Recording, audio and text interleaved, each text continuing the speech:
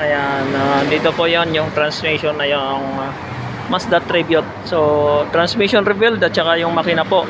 Top overhaul muna ang napag-usapan dito. And then, kapag natuklap na, malalaman kung proceed sa general overhaul. Yung kondisyon ay yan po.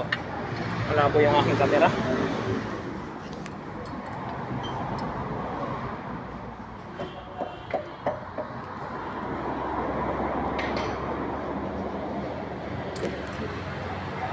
Yan, ganyan po yung kondisyon ng makinang ito. Parang ang tagal-tagal bago magpalit ng langis. Tutong na po, nagtututong na po siya yung kondisyon. Naibaba na natin yung ating transmission para dito sa Mazda nito.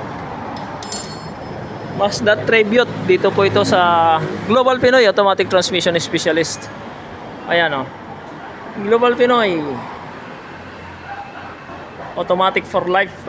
Automatic for Life. So ayan mga Kamatic for Life, natapos na ang disassemble ng ating transmission. Nandito nagkaalat na po yan. Punta natin yung ating lab. Ayan po, buksan natin. Ayan, so ayan po yung mga pyesa niya, nagkaalat na po. Nakita na rin po ito ng may-ari. So ito mga ito, mga sunog-sunog po yan. So that's it.